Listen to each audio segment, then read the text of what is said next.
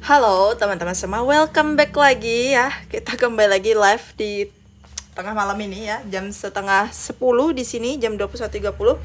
Dan aku telat banget pulang dan memang benar-benar pas nyampe waktu pulang teman-teman. Karena tadi lagi hektik banget di IGD, rame banget. Lagi ada partus ya teman-teman, lagi ada baru selesai nolain partu, kemudian ada pasien penkes dan lain sebagainya. Makanya agak telat nih, tapi tetap pas ya jam setengah 10. Ini teman-teman masih semangat teman-teman, semoga masih semangat lah ya, walaupun ya waktunya tengah malam kayak gini ya teman-teman ya. Dan sampai menunggu yang lain ya, silahkan di tap-tap layarnya dan juga boleh di-share link live TikTok aku ini ke teman-teman kalian ataupun ke sosmed kalian teman-teman. Oke, kayaknya bukan video, soal-soal malam ini agak lebih sedikit singkat ya, tapi agak singkat tapi susah teman-teman ya. Nah ini seperti biasa ada 10 soal dan ini soal nomor 1. Ini kira-kira masih semangat nggak nih? Semoga yang belajarnya sampai nahan ngantuk ya, sampai dan tetap semangat terus. Semoga diberikan kemudahan nanti waktu jawab soal P3K teman-teman. Hadir Singkut, siap Kak Anindi, Kak Ina Nestor hadir, oke. Oke teman-teman, silahkan dijawab dulu ya untuk soal nomor 1. Kita sambil langsung aja ya teman-teman ya, biar cepat. Siap hadir juga Kak Faidil, Kak Nur Ainin, Selayar Kak Wismala, oke. Kak Nandi hadir, Kak Sip. Lamongan hadir, halo Lamongan. Kak Ratu hadir, Kak Nur Hidayati hadir. Palembang hadir, halo Palembang. Oke teman-teman, silahkan dijawab dulu untuk soal nomor 1. Soal nomor 1 silahkan dijawab dulu teman-teman. Ini sambil Aceh Kak Majani hadir, oke. Nah teman-teman ya, boleh dijawab dulu untuk soal nomor 1 ini. Kira-kira apa?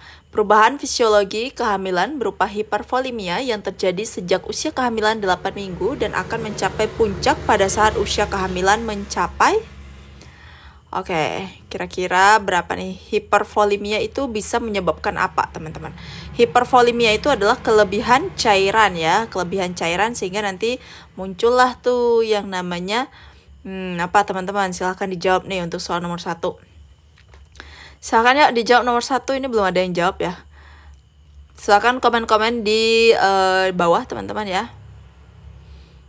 Kira-kira kehamilan berapa minggu kah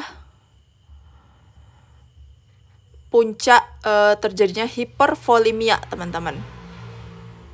Jangan lupa kertas kecil buat dicatat. Yes, benar banget. Kakak siapa nih? Kakak C ya, kakak C. Oh ya teman-teman, jangan lupa disiapin kertas kecil ataupun coret-coretnya untuk menghitung kira-kira kalian malam ini benar berapa dan salah berapa teman-teman. Aduh, sakit banget, capek banget badan aku. Remuk rasanya ya, habis nolongin partu, kemudian ada pasien penkes lah, rame banget. Full bed. Oke teman-teman, ya kita baca ya, hipervolemia. Hipervolemia itu adalah kelebihan cairan. Nah, kalau pada ibu hamil itu nanti bisa numpuk ya, biasanya numpuknya di bagian kaki, odem ya, biasanya kita kenal dengan istilah udem atau bengkak teman-teman. Nah biasanya tuh udemnya itu normal apabila tidak disertai dengan tensi tinggi pada ibu hamil ya teman-teman ya. Nah seperti itu. Biasa munculnya puncaknya itu terjadi pada usia kehamilan 28 minggu dan akan menetap sampai saat melahirkan teman-teman. Nah jadi untuk soal nomor 1 jawabannya adalah yang A. Oke lanjut ya ke soal nomor 2 teman-teman. Nah ini tanda Hegar, Chadwick, Goodell, quickening itu udah pernah aku share materinya di grup Telegram. Silahkan dibuka-buka lagi materinya di grup Telegram teman-teman ya. Tanda Hegar itu apa, Goodell itu apa, Chadwick apa. Aku nggak jelasin lagi karena udah sering banget aku jelasin dan juga udah di-share materinya ke grup Telegram teman-teman. Ya silahkan dibaca-baca lagi, dicari di berkas itu ada, di berkas bagian dalam grup Telegram itu udah banyak banget materi yang di-share oleh admin ya. Nah teman-teman yang anggota grup silahkan dibaca-baca materinya, jangan males-males ya. Kalau mau lulus jangan males teman-teman. Dan juga kalau misalnya belum, maksudnya kalau yang bukan anggota grup Telegram, silahkan bergabung ke grup Telegram, silahkan ditonton sampai akhir ya. Nanti bakalan di-share nanti bakalan aku kasih tahu gimana cara untuk gabung ke grup Telegramnya. Ya ini tanda apa teman-teman? Ini di sini tanda apa? Kata kuncinya adalah bercak keunguan pada minggu ke-8 ya, disebabkan oleh meningkatnya vaskularisasi sebagai leukor, kehamilan, dan meningkatkan rangsangan seksual. Nah, di sini kata kuncinya bercak keunguan ya. Jadi dia bisa bercak kebiruan hingga keunguan, teman-teman. Nah, itu merupakan tanda Chadwick ya. Jadi untuk soal nomor 2 nih kayaknya rata-rata pada benar semua ya. Jadi untuk soal nomor 2 jawabannya adalah yang B. Next, lanjut lagi ya ke soal nomor 3. Nah, ini dia teknik pemeriksaan Leopold III.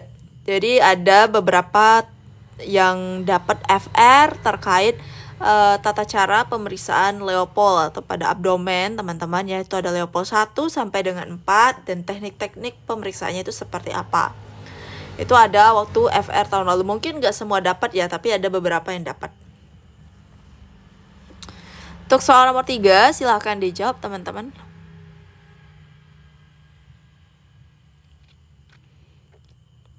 Teknik pemeriksaan Leopold III ya. Tahu ya Leopold III ya, teman-teman. Leopold III itu untuk menilai apa? Leopold III itu untuk menilai apa? Teman-teman nih semua bidan pasti tahu lah ya. Harusnya benar semua nih untuk soal nomor 3. Ya, untuk memeriksa apakah sudah masuk PAP atau belum dan bagian terbawah itu apa ya, teman-teman ya. Jadi kita lihat. Yang A, tangan menghadap ke dada ibu dan menelusuri bagian atas rahim. Ini adalah Leopold 1, teman-teman. Kemudian yang B, bidan menghadap ke kepala ibu dengan senyum. Nah, ini bukan ya. Kemudian yang C, ibu jari dan telunjuk terbuka dan bagian bawah perut dan sedikit digoyang, teman-teman. Nah, ini untuk menentukan bagian terbawahnya itu apa dan juga mengetahui apakah sudah masuk PAP atau belum ya untuk soal yang C. Yang C ini itu adalah Leopold 3, teman-teman. Kemudian yang D, tangan menghadap ke kiri ibu dan ditelusuri bagian bawah rahim ya. Ini menghadap ke kiri ibu, bukan ya. Kemudian yang E, tangan berada di sisi kiri kanan perut ibu dan merasakan tahanannya rata. Yang E ini Leopold 2, teman-teman. Yang ditanyakan adalah Leopold 3. Ya, seperti itu. Oke, jadi untuk soal nomor 3 itu jawabannya adalah yang C. Next, lanjut lagi ke soal nomor 4. Sampai sini ada yang benar semua. Sampai sini ada yang masih benar semua nggak nih? Oke, kita next lanjut ya. Teknik yang benar memeriksa DJJ. Tahun lalu kalian pejuang P3K ada yang dapat soal terkait teknik memeriksa DJJ nggak? Ada, Kak Nandi ada. Oke, Kak Desti benar semua. Salah satu Kak benar semua, Kak. Sip. Ya, teman-teman, gimana teknik memeriksa DJJ pada umumnya? Kalian kalau kerja gimana, teman-teman? Kita lihat ya, kalau yang D itu harus menggunakan Doppler. Nggak semua yang menggunakan Doppler ya, teman-teman. Pemeriksaan DJJ juga bisa dengan Linex ya, seperti itu. Jadi yang D bukan. E, bidan menghadap ke muka ibu ya. Semua pemeriksaan menghadap ke muka ibu lah ya, teman-teman. Jadi yang E itu bukan jawaban yang tepat. Hitung selama 5 detik. Nah, perhitungan DJJ itu harus berapa, teman-teman? 1 menit penuh ya. Jadi bukan cuma 5 detik doang. Nah, kemudian yang A, letakkan fenendoskop pada bawah perut sebelah kanan. Tergantung ya, tergantung pantum maksnya di mana. Di sini kan nggak semua janin itu pantum maksnya berada di sebelah kanan, bisa di sebelah kiri, bisa kiri atas, kiri bawah ya, teman-teman ya. Apalagi tergantung posisi bayinya juga.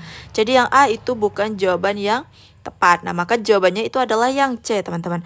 Bandingkan dengan nadi ibu. Jadi, tujuannya untuk membandingkan nadi ibu ya. Jadi, kalau selama periksa DJJ dengan Doppler ataupun Linex, itu kita harus pegang nadi si ibu ya, kayak gitu. Kalau misalnya detaknya itu sama, berarti itu bukan DJJ ya, teman-teman ya. Kemungkinan bising usus.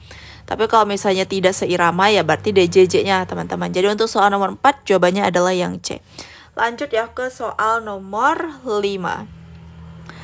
Nah, ini dia soal nomor 5, teman-teman.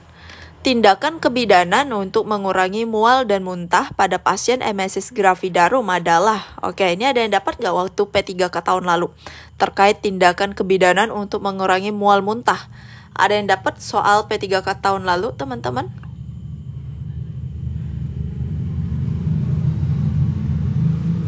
Ada yang dapat tahun lalu nggak nih ujian tahun lalu ini?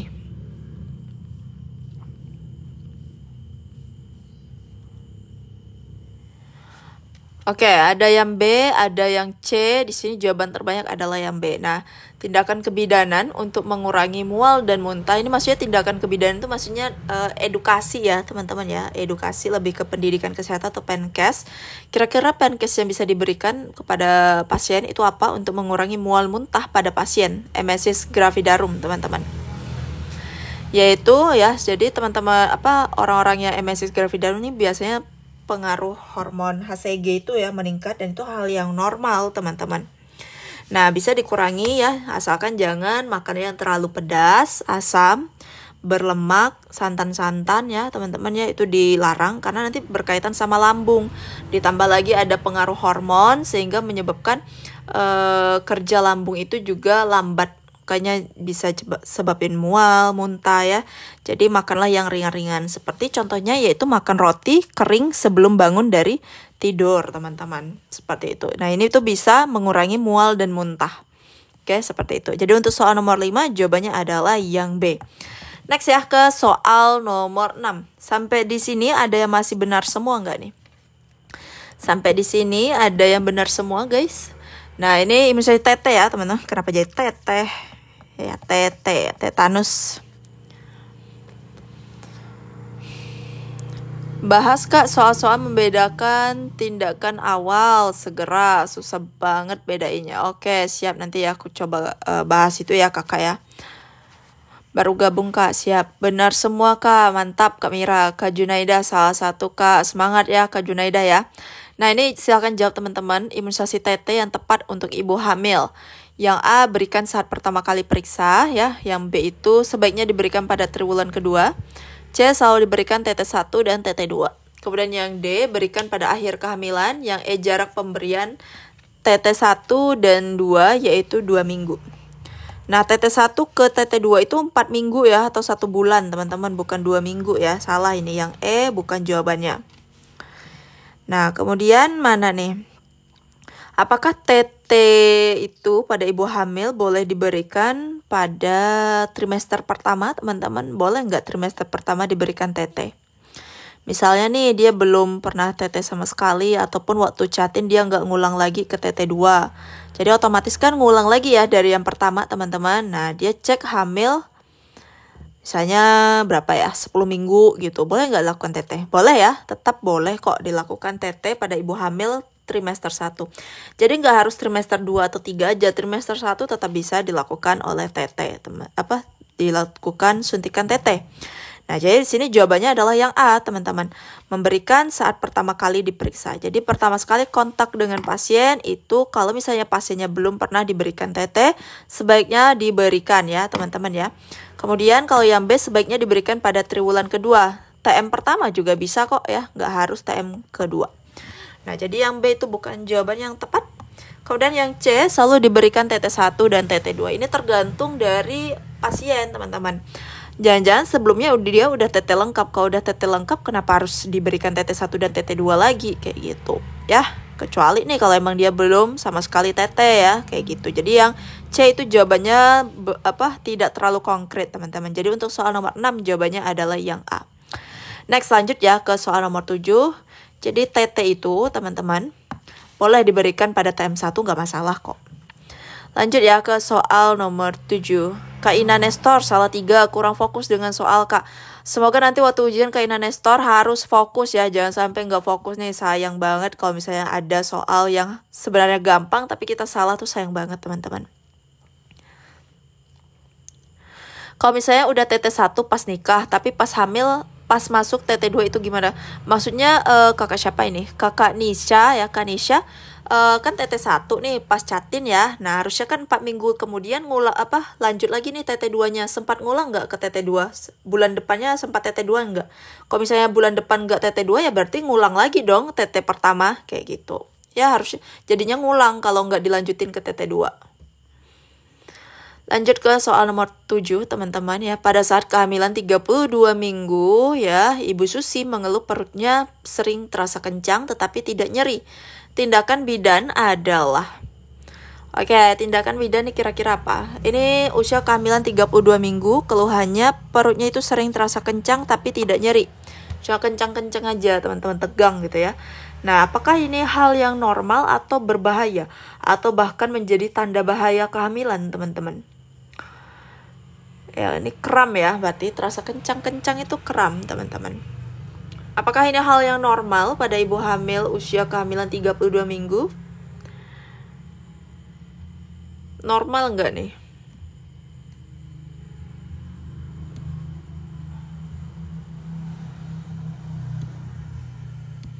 Hal yang normal ya teman-teman ya, karena ya itu tadi pengaruh orang hamil tuh kan hormonnya itu ya diobrak-abrik ya teman-teman, hancur apa ya, ya itulah diobrak-abrik, jadi nggak teratur ya hormonnya, bisa menyebabkan yang kenceng, kemudian ditambah juga dengan beban janin ya, seperti itu. Yang janinnya makin besar, perutnya juga uterusnya makin gede, jadi rasanya tegang perutnya ya teman-teman, tapi dia nggak nyeri, cuman tegang doang.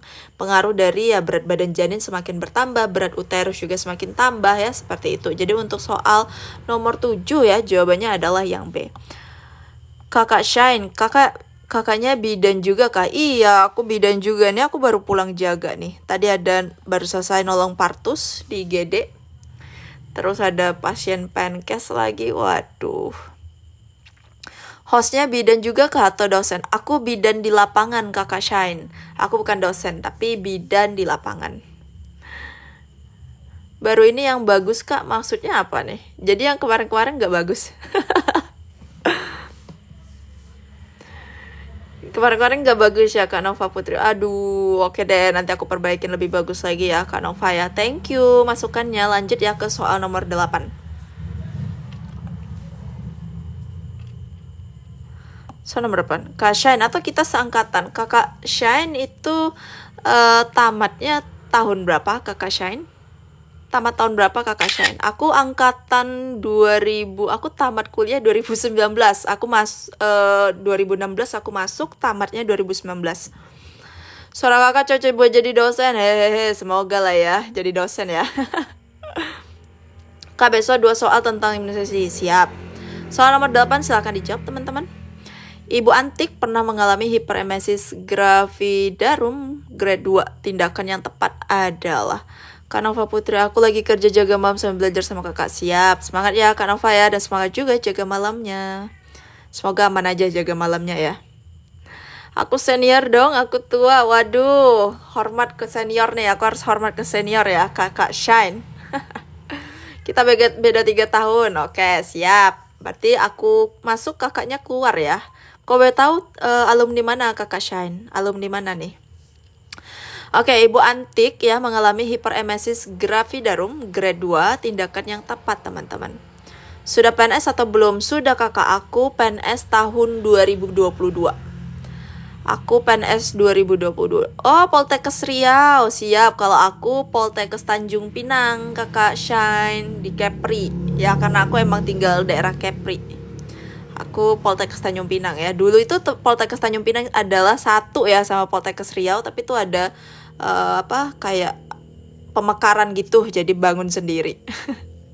Dulunya gabung. Wih. Tapi ada teman aku perawat nih, dia Poltekkes Riau juga. Di bawah aku sih Kakak Shine angkatan. Dia baru lulus PNS juga kemarin bareng aku. Aku Poltekkes Kaltim Kak. Siap, salam anak Poltekkes ya. Kakak soal yang pernah keluar ujian kemarin atau bukan? Ada beberapa FR yang keluar, ada juga yang bukan ya. Tapi berdasarkan kisi-kisi sih. Kakak kerja di RS apa puskesmas? Di RS kakak. Aku kerja di RS. Aku Poltekkes Banten. Siap teman-teman Poltekkes ya. Semangat ya teman-teman Poltekkes maupun teman-teman yang bukan Poltekkes ya. Masih muda dong, kalau angkatan 2019 gimana triknya nih bisa pintar kayak gini Kak? Gimana ya, gak ada trik yang gimana-gimana sih, cuma ya belajar aja kayak gitu ya. Banyakin baca-baca buku, kalau misalnya bangun pagi teman-teman jangan lupa dibaca buku ya, walaupun apalagi materi-materi admin yang udah dikasih itu dibaca-baca ya, walaupun cuman selembar 3 lembar gitu ya, jadilah gak apa-apa untuk nambah ilmu lagi ya, kayak gitu. Nah ini untuk hiperemesis gravidarum grade 2 itu disarankan untuk dilakukan perawatan inap teman-teman ya. Dilakukan perawatan inap di rumah sakit karena udah HEG grade 2. Ya jadi tuh HEG ada sampai grade 4 atau grade 3 ya, aku lupa. Grade 4 ya kalau nggak salah yang sampai nanti tuh. Kalau grade 2 itu nafasnya udah mulai bau aseton ya teman-teman ya. Nah, matanya cekung seperti itu. Dan makanya untuk menghindari dehidrasi, maka perlu dilakukan perawatan inap di rumah sakit. Jadi untuk soal nomor 8, jawabannya adalah yang B. Lanjut ke soal nomor berapa tadi? Nomor 9. Aku lulus 2017, alhamdulillah lulus PNS 2019. Wih, keren. 2018 sempet di RS dulu. Oke, siap Kak Ika Anggra ini berarti Kak Ika dulu ya yang lulus PNS ya, baru aku. Soalnya kakak kan lulusan PNS 2019. Nah, aku ikut PNS itu tahun berapa ya? 2021. Ya, aku pokoknya yang pembukaan 2021.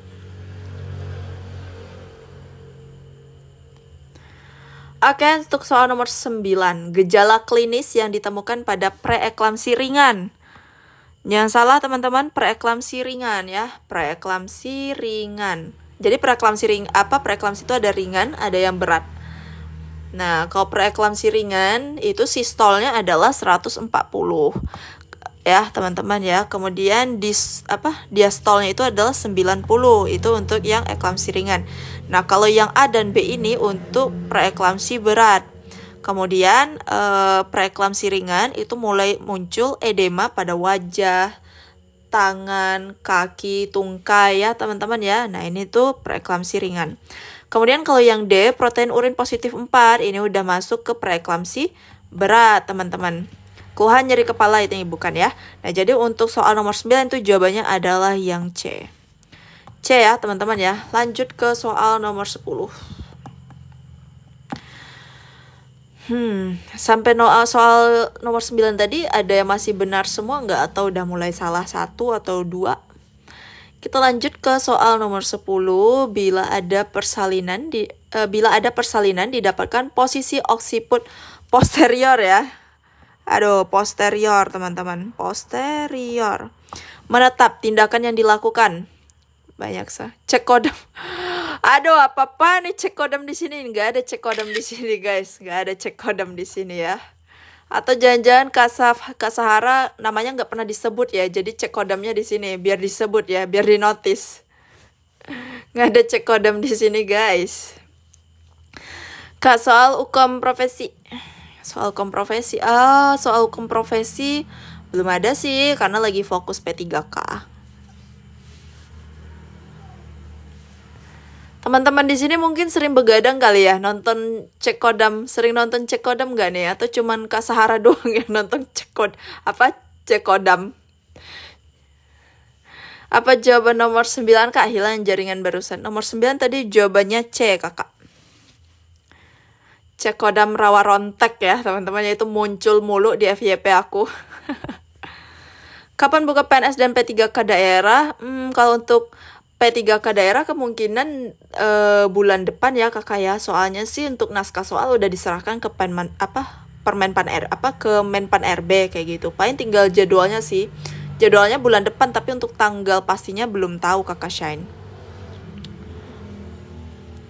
Nomor 9 tadi jawabannya yang C, teman-teman, yaitu adanya udem pada tungkai. Oke, next teman-teman, gini ke posisi oksiput posterior menetap. Posisi oksiput posterior ini adalah posisi apa, teman-teman, kalau bahasa Indonesianya? Besok live jam berapa, Kak? Besok live jam 19.00 waktu Indonesia Barat. Oksiput posterior tuh posisi apa? Posisi ubun-ubun, posisi belakang kepala ya? Telentang. Ini apakah posisi oksiput posterior itu normal, teman-teman?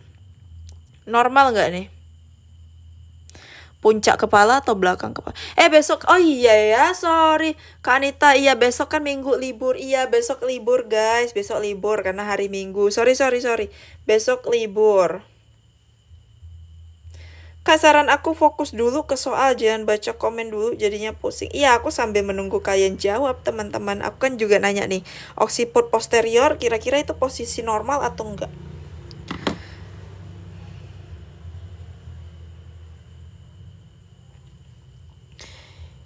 Ya teman-teman, oksiput posterior itu posisinya normal atau tidak? Itu posisi belakang kepala ya. Baru sekarang ikut live biasanya belajar loh itu, siap. Nah, jadi teman-teman jawabannya yang mana? Yang A, lakukan prasatorn, yang B, persalinan secara spontan brah ya. Spontan brah ini untuk sungsang, teman-teman ya. Ini prasat brah itu untuk sungsang. Ini kan posisinya occiput posterior. Kemudian yang C, lakukan Brand Andrew maneuver. Kemudian yang D, lakukan rotasi manual. Rotasi manual. Oke. Kemudian yang E, persalinan spontan belakang kepala. Ya, jadi di sini tindakan yang dilakukan itu adalah yang E, teman-teman ya. Persalinan spontan belakang kepala. Jadi untuk soal nomor 10 jawabannya adalah yang E. Oke, teman-teman, besok tuh hari Minggu, jadi nggak live ya karena hari Minggu libur. Hari Minggu kemarin tuh aku live ya karena ada libur 3 hari, teman-teman, jadi ganti ruginya ke hari Minggu ya. Tapi karena ini full nggak ada aku libur atau nggak ada bolos live, teman-teman, makanya hari Minggu jadi libur ya. Besok nggak ada live, guys. Oke, buat teman-teman yang misalnya mau masuk ke grup Telegram, silahkan pergi ke Instagramnya Lolos ASN dan di follow ya. Nah, caranya untuk kalian dapetin ke grup Telegram, kalian silahkan chat aja link WhatsApp admin di sini ya. Silahkan di chat aja link WhatsApp admin di sini untuk gabung ke grup Telegram. Jadi teman-teman, untuk grup Telegram itu sudah sepaket sama ebook 2024. Jadi harga normalnya itu adalah 120.000, teman-teman. Tapi buat kalian yang live malam ini, khusus malam ini aja, itu ada promo potongan sebesar 20.000. Jadi 100.000 aja untuk 3 orang tercepat, teman-teman ya. Untuk 3 orang tercepat aja, silahkan digercep-gercepin ya. Diklik WhatsApp admin di sini untuk order ebook, dan ebook 2024-nya itu sudah bisa masuk ke grup Telegramnya juga, teman-teman. Dan pembahasan full dengan video ya, pembahasannya full dengan video. Kemudian ada kuis harian, kemudian ada materi-materi juga yang di-share terkait P3K. Kemudian juga ada tryout setiap akhir bulan, teman-teman ya. Seperti itu. Jadi 100.000 itu udah dapetin semua benefitnya, dan masa berlakunya itu tidak ada batasan, teman-teman ya. Itu berlaku seumur hidup. Untuk ebook berlaku seumur hidup. Untuk grup Telegram untuk grup Telegram itu berlaku sampai kalian selesai ujian P3K nanti ya. Seperti itu. Jadi kalian bakalan selalu dapatin kuis dan tryout setiap akhir bulan sampai kalian ujian. Jadi itu murah banget ya, hanya 100.000 aja, teman-teman. Harga normal itu 120. Jadi kalau misalnya kalian udah kehabisan ataupun kalian lelet nih, kalian bisa kembali ke harga normal, yaitu 120.000. Jadi ini khusus malam ini hemat 20.000 untuk 30 orang tercepat. Silahkan digercep-gercepin dan diklik link WhatsApp admin di sini. Oke, teman-teman, sampai di sini aja ya. Besok kita libur, kita lanjut lagi di hari Senin. Dan thank you so much buat kalian yang udah gabung dan yang udah ngasih gift, thank you. Dan juga kalau misalnya aku ada salah kata, aku mohon maaf. Sampai jumpa di hari Senin. Bye-bye.